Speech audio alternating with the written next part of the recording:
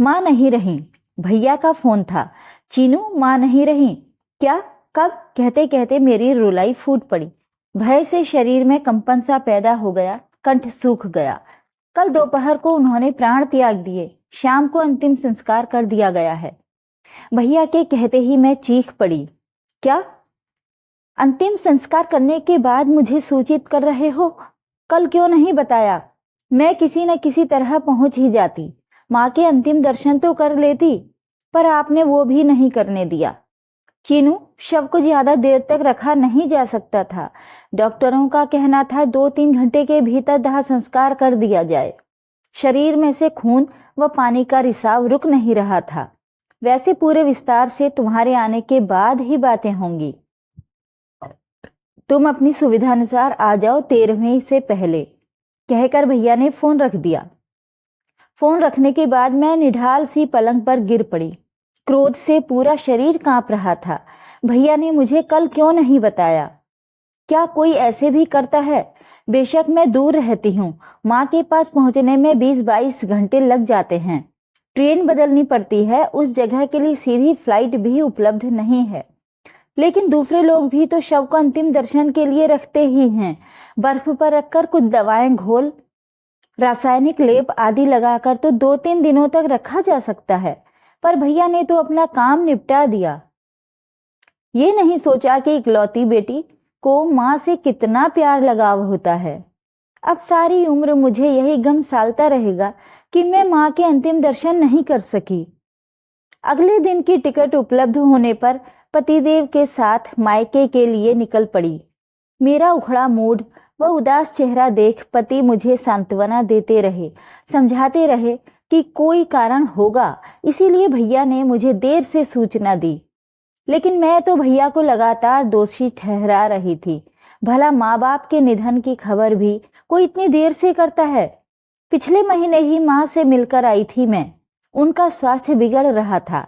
एक किडनी खराब हो चुकी थी, दूसरी भी काफी कमजोर थी, उस पर सूजन आ गई थी। आए दिन अस्पतालों डॉक्टरों के यहाँ चक्कर लग रहे थे। परिवार में तनाव का माहौल था। पिताजी, भैया, भाभी सब चिंतित थे।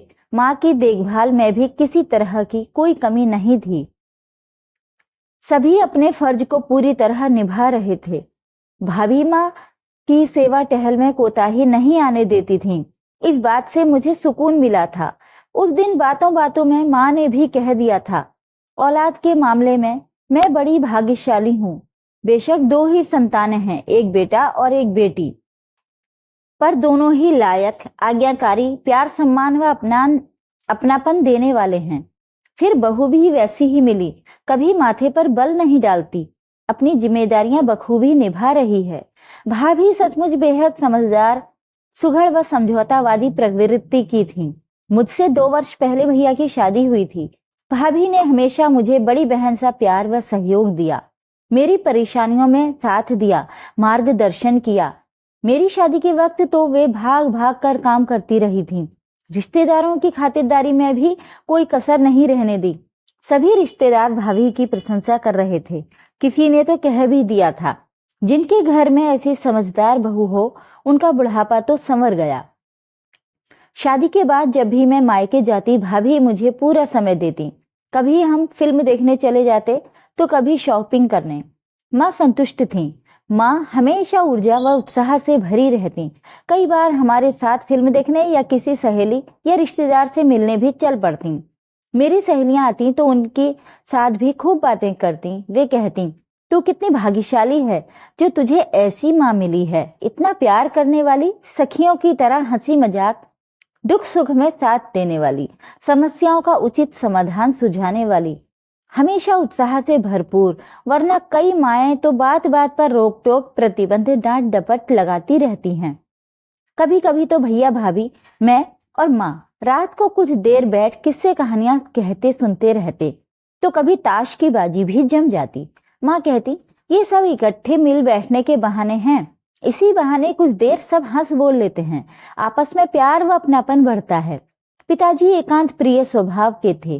वे अंदर अपने कमरे में अखबार या पुस्तक पढ़ते रहते। पिछले साल जब माँ स्वस्थ थीं, तब मैं 10 दिनों के लिए आई थी। रोज ही गपशप, घूमना फिरना, खरीदारी चल रही थी। उस दिन रात को बाहर अच्छे होटल में खाना खाने का प्रोग्राम बना। खाना खाकर घर लौटे तो कुछ देर बाद ही माँ के पेट में भयंकर दर्द उठा। फौरन डॉक्टर को बुलाया गया।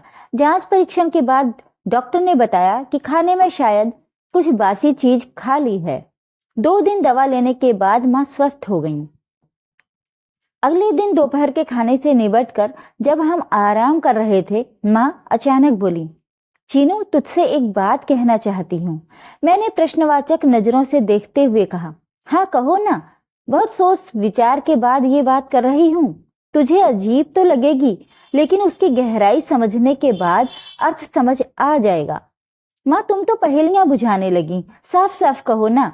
मेरा धैर्य चुकने लगा था। देखो बेटा, इस संसार में जो भी आता है उसे एक दिन सबको छोड़कर जाना भी पड़ता है। कोई भी अमर नहीं है। मुझे भी एक दिन ये दुनिया छोड़कर जाना है।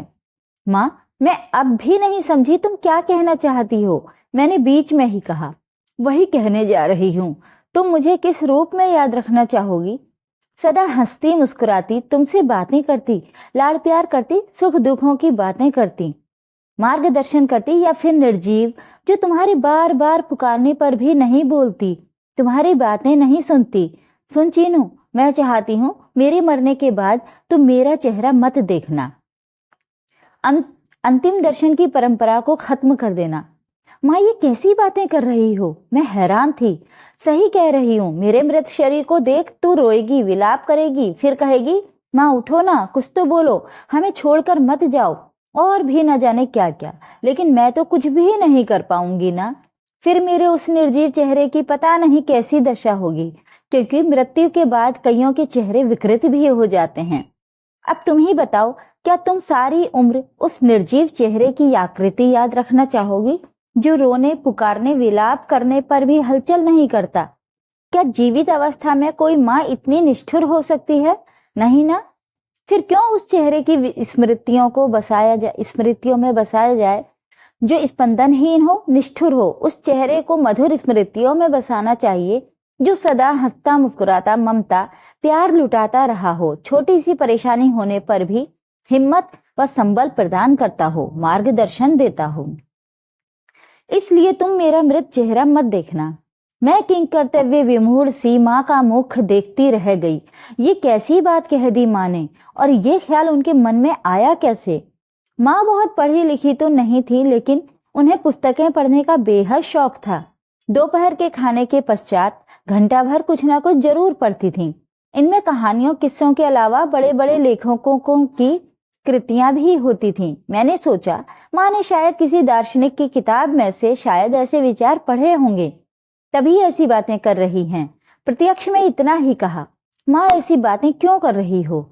अभी तो तुम्हें खूब जीना है। हम सबकी खुशियां देखनी है, नाती पोते देखने हैं। फिर अभी तुम एकदम स्वस्थ हो, और अभी तुम्हारी उम्र भी कितनी है? पगली, मौत क्या किसी की उम्र देखकर उसे ले जाती है? फिर आज मैं स्वस्थ हूं, लेकिन कल का क्या भरोसा? माँ के कहते ही मैंने बीच में टोक दिया, अब ये बातें बंद करो, तुम्हें कुछ नहीं होने वाला। कुछ देर में जरूर परेशान रही, लेकिन धीरे धीरे उस बात को भूलने का प्रयास करने लगी। खैर, वक्त अपनी गति से चलता रहा। 6 महीने बीत गए और मैं माँ की बात पूरी तरह से भूल चुकी थी। उस दिन भाभी का फोन आया। कुशल क्षेम आदान प्रदान के बाद उन्होंने बताया कि माँ का एक गुर्दा खराब होकर पूरी तरह निष्क्रिय हो चुका है। बेशक ये खबर भारी मानसिक तनाव देने वाली थी, लेकिन भाभी ने काफी धीरज बंधाया और कहा कि इंसान एक गुर्दे के सहारे भी मजे से जी सकता है, इसलिए मैं व्यर्थ तनाव न पालूं। लेकिन मेरा मन काफी बेचैन था, अतः मैं 2-4 दिनों के लिए माँ से मिलने चली गई। माँ शारीरिक रूप से तो अस्वस्थ नहीं लग रही थी, लेकिन मानसिक रूप से तनावग्रस्त थी। ये स्वाभाविक भी था। जब मैंने उन्हें बताया कि मेरी सहेली के पिताजी पिछले 25 वर्षों से एक गुर्दे के सहारे सहज जीवन जी रहे हैं, तो वे कुछ आश्वस्त हुई। 2-4 दिनों के बाद मैं लौट आई। तब तक माँ अपनी बीमारी को जीवन का एक हिस्सा मानकर सहज होने लगी थी। कुछ माह बाद ही माँ के दूसरे गुर्दे में सूजन आ गई, तो परिवार में चिंता का माहौल बन गया। बेशक ये बात मुझे कुछ देर से बताई गई थी, लेकिन फिर भी मैं माँ से मिलने चली गई। साथ में पति भी थे। इस बार परिवार के सभी सदस्य तनावग्रस्त थे। संपूर्ण जांच परीक्षण दवाओं के बावजूद माँ का गुर्दा केवल 50% कार्य कर रहा था। फलस्वरूप शरीर में दूसरी बाधाएं आने की संभावना बढ़ गई थी। 2-3 दिन रहकर हम लौट आए थे, लेकिन ध्यान तो उधर ही था। फोन पर लगभग रोजाना ही भाभी से बात कर माँ के स्वास्थ्य के बारे में पूछ लेती थी। उन्होंने बताया था कि हालत स्थिर है और दवाएं चालू हैं। स्टेशन आ गया था और मैं भी अतीत की गलियों से निकलकर वर्तमान में लौट आई थी। घर पहुंची तो देखा बरामदे में कुछ लोग बैठे थे। सामने माँ की तस्वीर पर ताजा फूलों का हार चढ़ा था। अगरबत्ती की महक पूरे वातावरण में फैली हुई थी। तस्वीर में माँ मुस्कुरा रही थी। मैं स्वयं पर नियंत्रण खो बैठी। भाभी के गले लगकर बुक्का फाड़ कर रोने लगी। कुछ शांत होने पर भैया से शिकायत की, आपने मुझे इतना गैर समझ लिया कि दूसरे दिन खबर की। माँ के अंतिम दर्शन भी नहीं करने दिए। कभी कोई ऐसे भी करता है? चीनू में मजबूर था। भैया ने मेरे सिर पर सांत्वना भरा हाथ रखा, फिर भीतर के कमरे में ले गए, जहां माँ की वही तस्वीर जो बाहर रखी थी छोटे आकार में दीवार पर टंगी थी। 15 दिन पहले माँ का दूसरा गुर्दा भी फेल हो गया था। उन्हें डायलिसिस पर रखा जा रहा था। वे बेहद कमजोर हो गई थीं। उनका रंग भी काला पड़ने लगा था। उन्हें पता लग चुका था कि अब वे कुछ ही दिनों की मेहमान हैं। एक दिन वे मुझसे बोली, मैं चाहती हूँ कि मेरी मौत के बाद चीनू को खबर न किया जाए। मेरा मरा मुंह निर्जीव शरीर देख वो रोए चीखे व विलाप करेगी और मैं निष्ठुर बनी कुछ नहीं सुन देख पाऊंगी। ये सोचकर ही मुझे घबराहट व तनाव होने लगता है। अंतिम संस्कार के बाद ही उसे सूचित करना। मैं चाहती हूँ वो मेरा हमेशा हंसता बोलता व मुस्कुराता चेहरा ही याद रखे। वो बड़ी संवेदनशील है। पता नहीं मौत के बाद मेरे मरे चेहरे शरीर की क्या दशा होगी। अगर उसने देख लिया तो सदा उसी को याद कर तनावग्रस्त रहेगी। तुम्हें अटपटा जरूर लगेगा, लेकिन मेरी यही अंतिम इच्छा है। और चीनू, सचमुच माँ के चेहरे की स्थिति इस कदर बिगड़ गई थी कि शव का 2-3 घंटे के भीतर ही दाह संस्कार करना पड़ा। अब तुम ही बताओ मैं क्या करता। भैया की आंखों में नमी तैर आई थी। भैया के प्रति शिकायत के जो भाव मेरे मन में पैदा हुए थे वे समाप्त होने लगे थे और माँ की दूरदर्शिता के आगे मैं नतमस्तक हो गई थी। Please like, share and subscribe.